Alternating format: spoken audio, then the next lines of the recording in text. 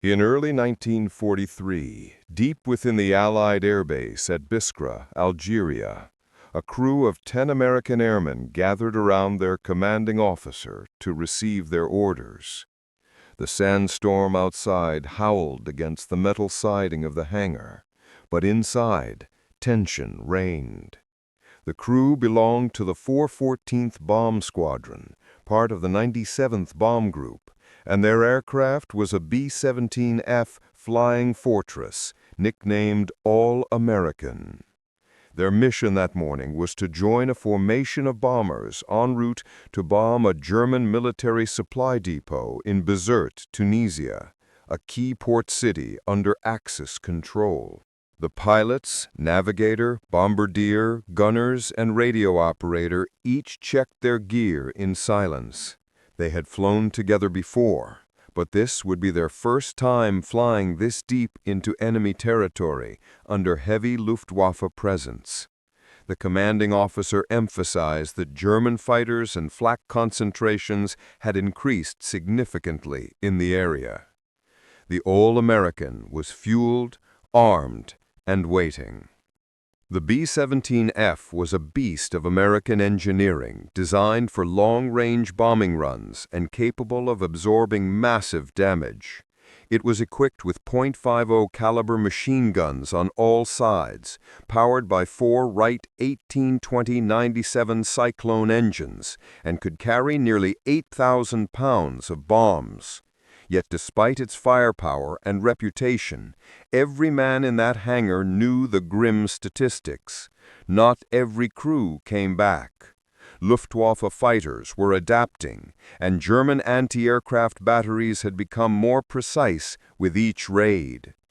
As the All-American crew climbed aboard, they performed their final checks: oxygen, intercom, flak jackets, and parachutes. Though most of them knew if something went truly wrong, there would be little chance to bail out.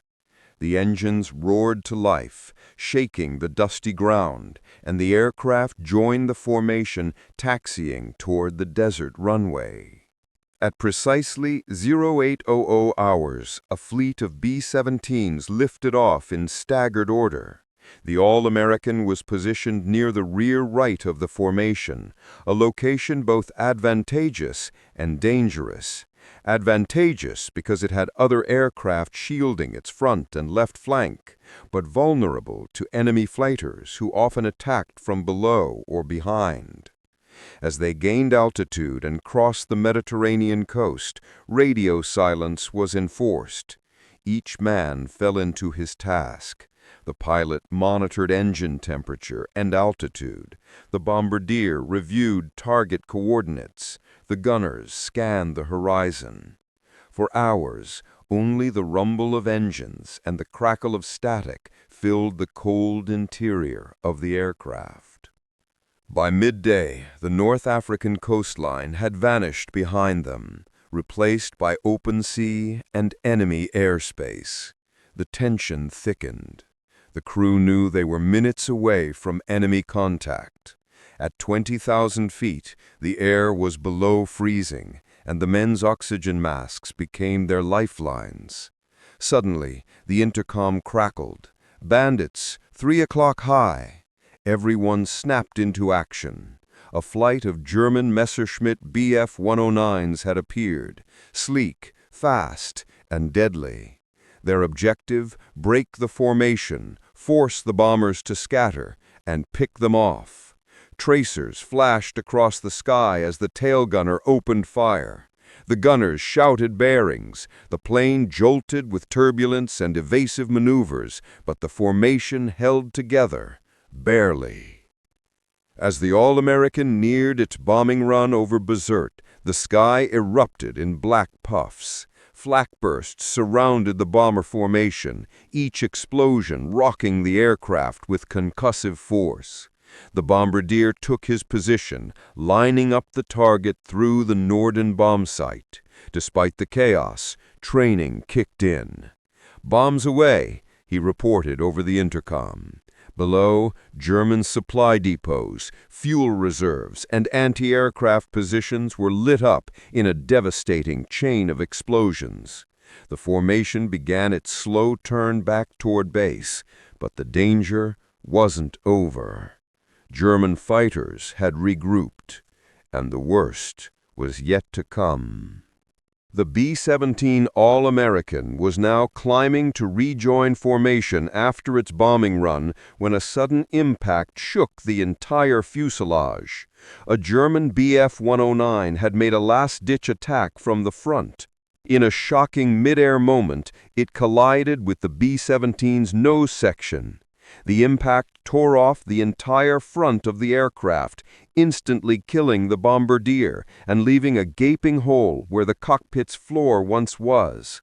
The crew was blinded by wind and debris, their intercom dead, gauges destroyed, oxygen lines severed, and yet the plane remained in the air, crippled, bleeding, and shockingly still flying. The mission had just taken a horrific turn, and what came next would defy every expectation of physics, aviation, and human will. When the Bf-109 slammed into the All-American, the force of the impact obliterated the entire nose section of the aircraft. The front gunner and bombardier were killed instantly, torn from their positions by the explosion and violent rush of air. The floor beneath the pilot and co-pilot's feet was gone. What remained of the cockpit was now an open, jagged maw exposed to the icy wind at 25,000 feet. Instruments were destroyed, intercom cables severed, and jagged shards of aluminum framed the gaping hole where the front of the B-17 once was. The pilot, Lieutenant Kendrick Bragg, and co-pilot Lieutenant Godfrey Engel, sat inches from the abyss, only their seat harnesses preventing them from being sucked out into the freezing sky. Oxygen was failing, blood was freezing, and yet somehow the controls still worked. The initial shock lasted seconds, but instinct took over. Bragg, gripping the control yoke with white-knuckled focus, felt the aircraft's sluggish response. The right engine sputtered, then caught. The rudder trim was unstable, but they were flying, barely. He glanced sideways at Engel, whose face was bleeding from shattered plexiglass, but still alert. Both men knew, if they panicked, they would die. With no radio and no forward visibility, they had no idea how much of the plane remained intact. All they could hear was the roar of wind and the muffled thumps of .5 cal gunners still firing at enemy fighters. They didn't yet know how badly the plane had been wounded, or how close they were to being torn apart in mid-air. In the rear of the aircraft, chaos reigned. The radio operator tried to re-establish communication with the other bombers, but his equipment was damaged beyond repair. The navigator, dazed and bruised, crawled through the fuselage to check on casualties. The ball turret gunner shouted that his turret was jammed, unable to rotate. Smoke filled the rear compartment. The waist gunners were still firing, eyes wide with fear and fury. They had seen the Bf-109 hit the nose and assumed the cockpit crew was gone. The top turret gunner leaned over the catwalk, looked forward, and froze. There was no nose. The front of the aircraft was simply missing, a silent open tunnel to the sky. And yet, impossibly, they were still flying. Outside, the Luftwaffe pilot who had rammed the B-17 did not survive. His wing clipped the flying fortress at such an angle that his own plane disintegrated on impact. Debris from the Bf-109 showered the skies. Other German fighters, seeing the noseless American bomber somehow still airborne, were momentarily stunned.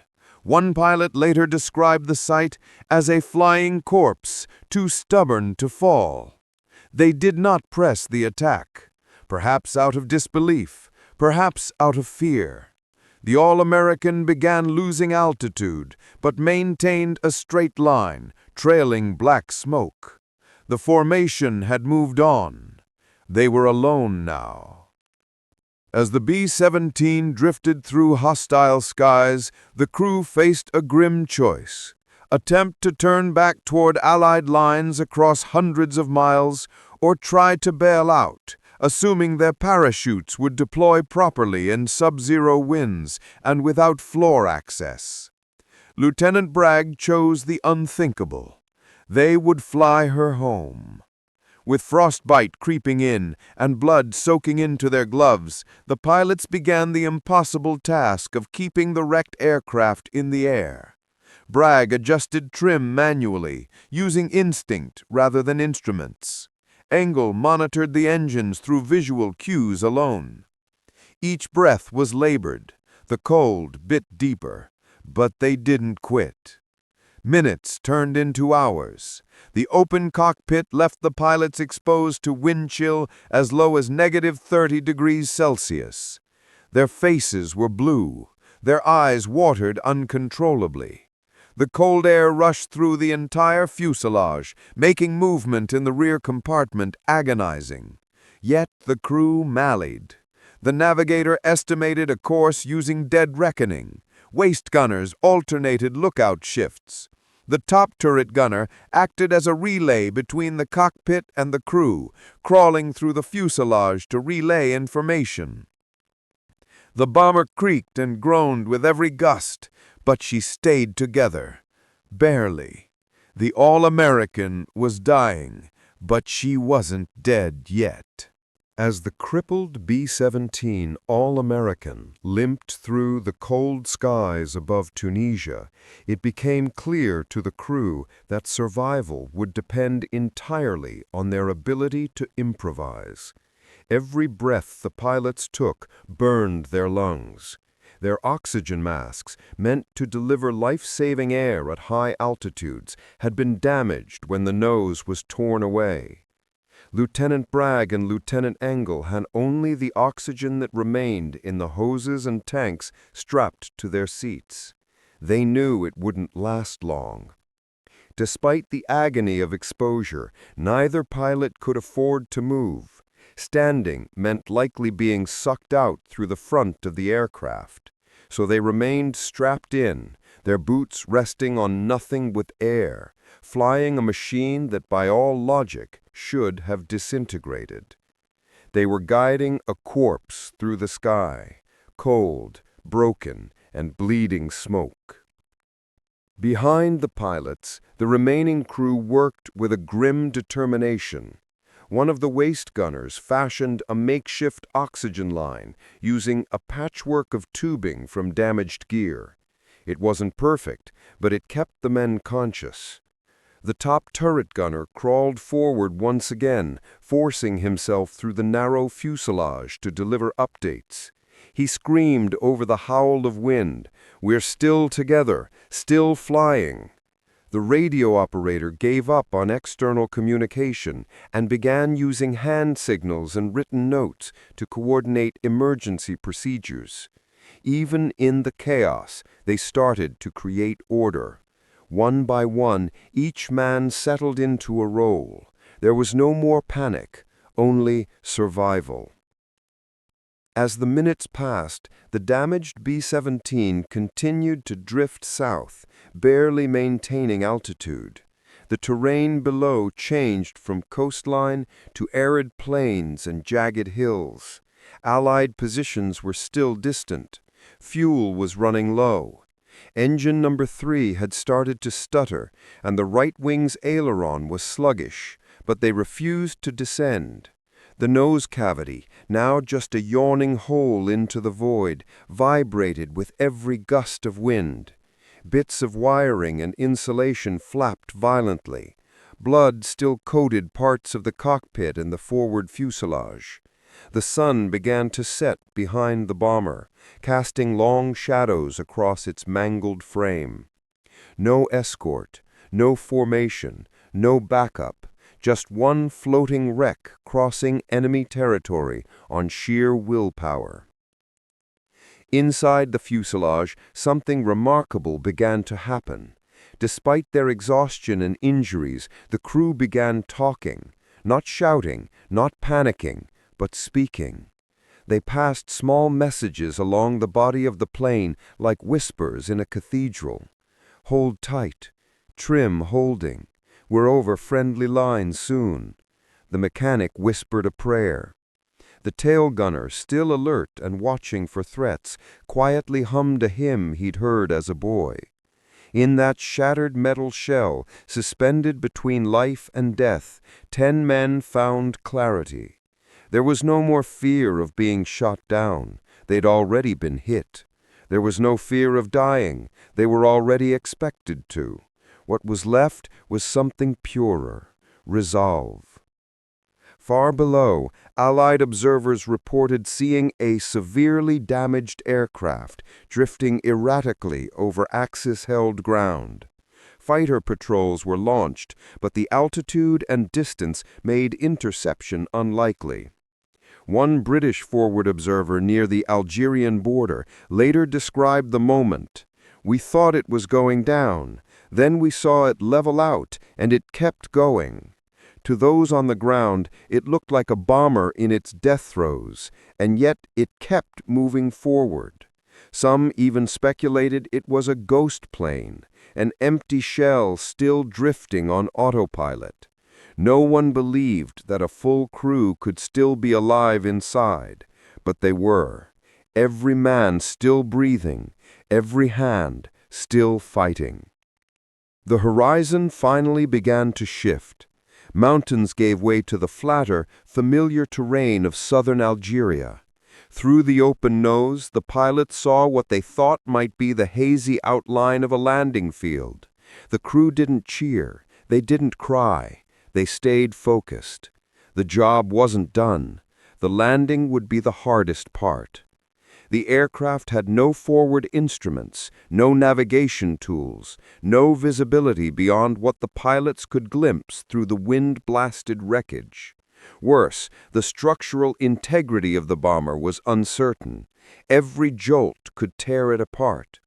Yet the All-American descended slowly, guided by trembling hands, shattered nerves, and a kind of stubborn American defiance that no flak, no fighter, and no explosion had managed to destroy.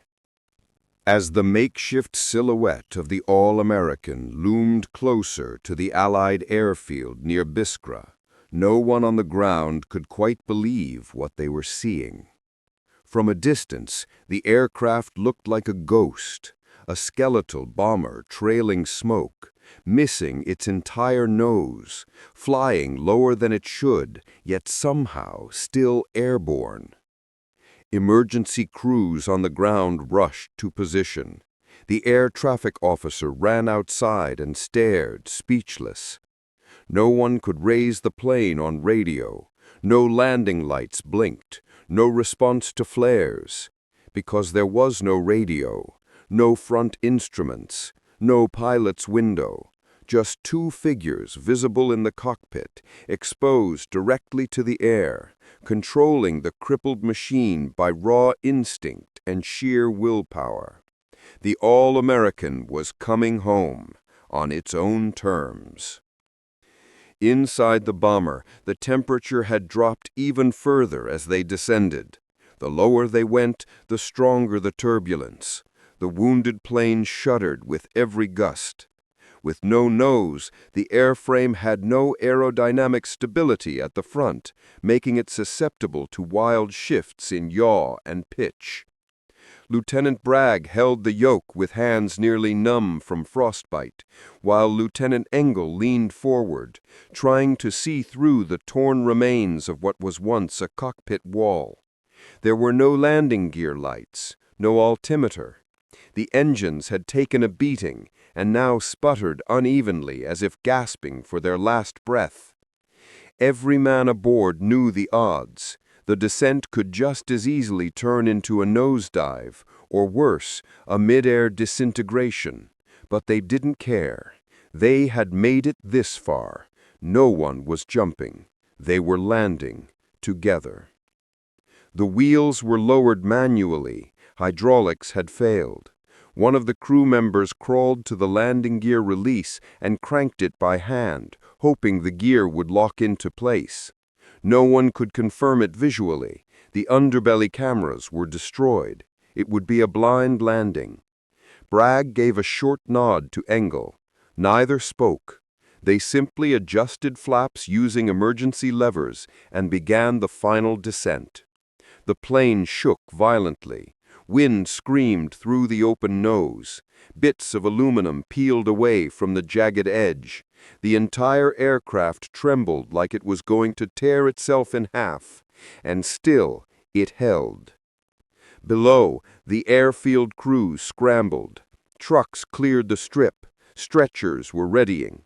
Mechanics, medics, and fellow airmen gathered in silence. No one blinked. No one breathed.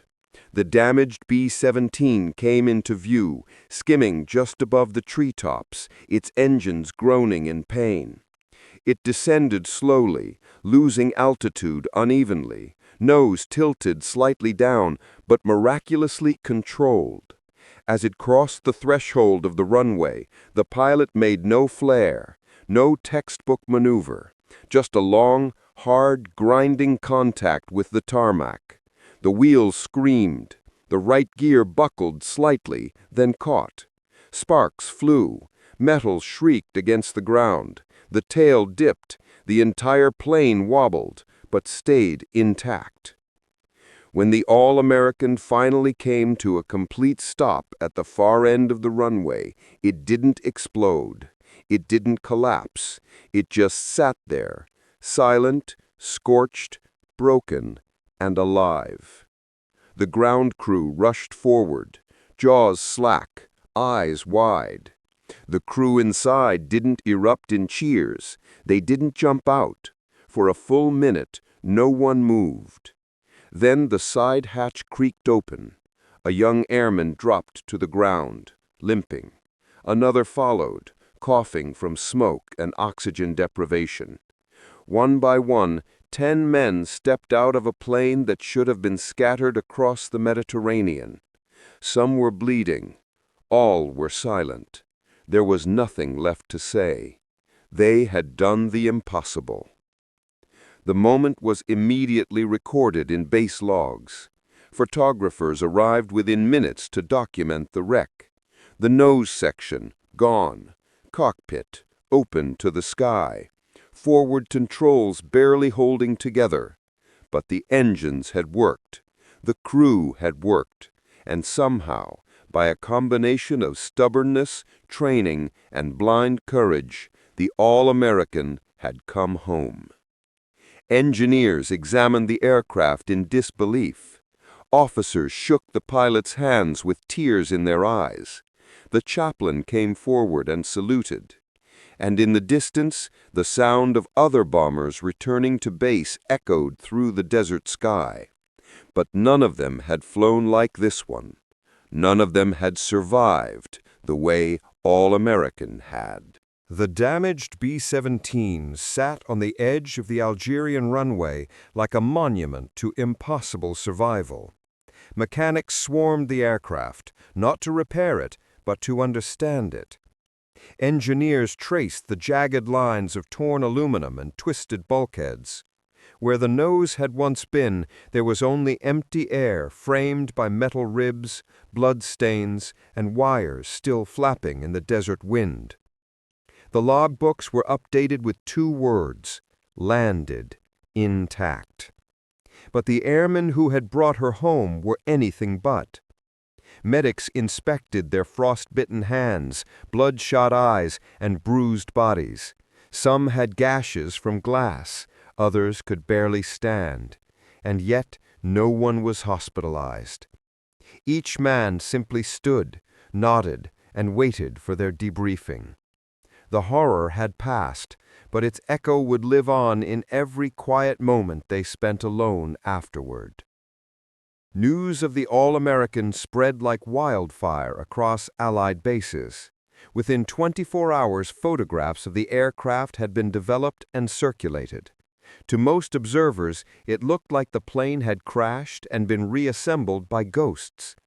Crews at other bases passed around the pictures like religious relics. Some thought it was faked. Others called it a miracle. A few whispered that maybe this was what survival looked like. Not triumph, not glory, but something broken that refused to stop working. In London, the images were used in morale briefings. In Washington, generals requested the full mission report. But for the men who had flown that mission, it wasn't about inspiration. It was about not letting their fallen bombardier die for nothing. Lieutenant Bragg and Lieutenant Engel were recognized immediately for their valor. Base officers shook their hands, some with tears in their eyes. Neither man made speeches. Neither requested medals. When asked how they had managed to land the aircraft with no nose, no instruments, and no visibility, Bragg simply replied, "We just couldn't let go." That phrase echoed through the squadron. The quiet heroism of the All-American became part of USAAF culture, not as a tale of luck, but of calculated defiance, the kind that only comes from discipline, trust, and the unwillingness to give up when everyone else would have. A battered B-17 had survived not because it was built stronger, but because the men inside refused to die. In the days that followed, the crew returned to duty, not because they were forced to, but because they believed they still had a job to do. Their aircraft, however, would not fly again. The All-American was deemed too structurally compromised to return to combat. Instead, it was retired from service and kept as a ground training model. It never flew another mission, but it continued to teach new crews about resilience, failure points, and survivability. It became a living artifact, not a relic of death, but of refusal. Refusal to crash, refusal to quit, refusal to be forgotten. The bombardier who died in the initial collision was buried with full honors. His name was spoken often in the days after, not with sadness, but with reverence. He had gone first. The rest had followed as far as they could, and then returned to tell the story. His sacrifice became inseparable from the legend of the All-American. In every retelling, his name was remembered. No one glamorized his death. No one dramatized it. It simply was. The price paid for the miracle that followed. The cost of 10 men making it back when they never should have. And so, on a windswept airfield in North Africa, a crew of Americans looked at the wreck of their bomber one last time before walking away. The desert sun beat down on torn metal and shattered glass. The war would go on. Missions would continue. Lives would still be lost. But something had changed, not in the course of the conflict, but in the spirit of those who fought it.